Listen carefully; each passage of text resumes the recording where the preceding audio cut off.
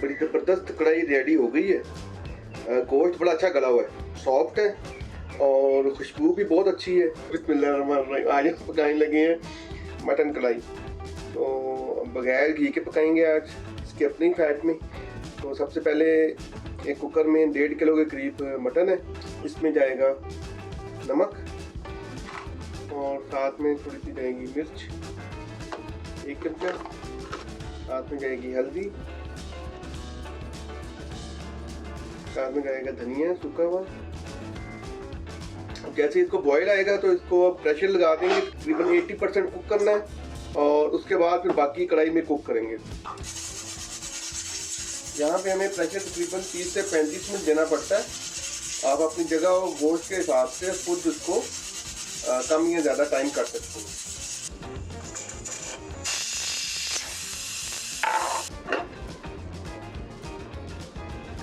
ये जो गोश्त है इसको हमने प्रेशर कुक कर लिया है।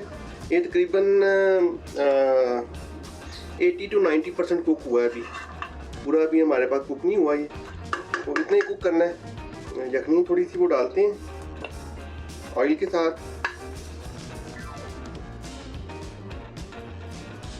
ऑयल काफ़ी है इसमें क्योंकि ये इसमें चर्बी होती है गोश्त के अंदर, तो हम निकलवाते नहीं हैं, उसके साथ ही हम गोश्त पकाते हैं, तो इसमें फर्दर कोई ऑयल डालने की ज़रूरत नहीं है। सबसे पहले जाएगा इसमें गार्लिक, तकरीबन मैं इसमें 2 टेबलस्पून डाल रहा हूँ।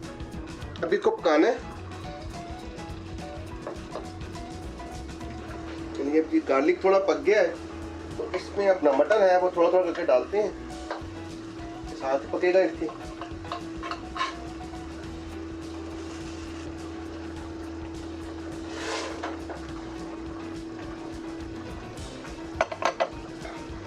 थोड़ा सा गोश्त पकेगा इसके साथ। इसमें जाएगा जिंजर, 3 टेबलस्पून मैंने जिंजर डाल दिया।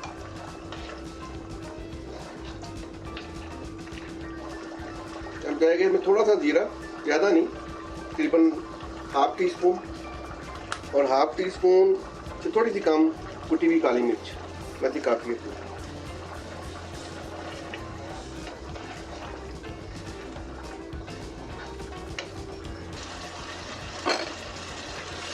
ये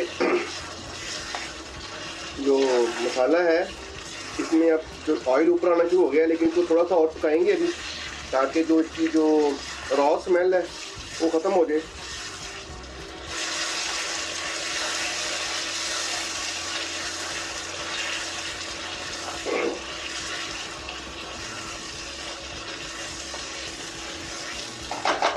इस वक्त मैंने इसका जो सॉल्ट है थोड़ा चेक किया है, तो मुझे लग रहा है कि थोड़ा सा कम है, तो मैं ½ टीस्पून उसमें सॉल्ट और डाल दूँगा एडजस्ट करने के लिए।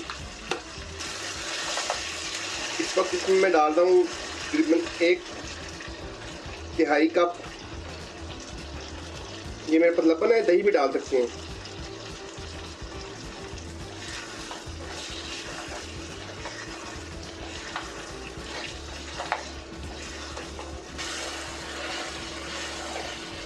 ये बिल्कुल अब हमारी जो कढ़ाई है वो रेडी हो गई है, बहुत अच्छी खुशबू आ रही है।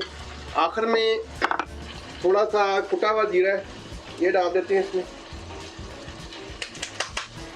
ये थोड़ी सी सब्ज़ मिर्ची हैं ये चली गई इसके ऊपर, बिल्कुल थोड़ा सा धनिया गार्निशिंग के लिए।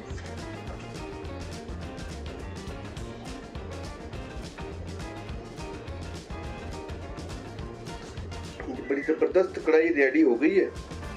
गोश्त बड़ा अच्छा गला हुआ है, सॉफ्ट है और खुशबू भी बहुत अच्छी है। ये है जी अफ़गानी रोटी, ये साइज़ इसका देख लें, काफ़ी बड़ी रोटी है, ये 2-3 लोग आराम से खा सकते हैं इसको। तो इसके साथ टेस्ट करेंगे। बिस्मिल्लाहिर्रहमानिर्रहीम। सबसे पहले चेक करते हैं गोश्त कैसा गला हुआ है। ये देखें गोश्त, ये हड्डी से अलग हो रहा है, बिल्कुल सॉफ्ट है।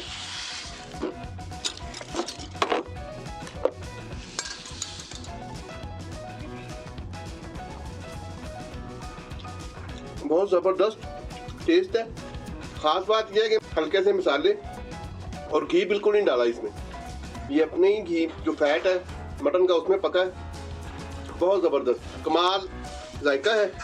आप ज़रूर बनाएं ईद पे और फिर हमें बताएं कि ये आपको कैसा लगा।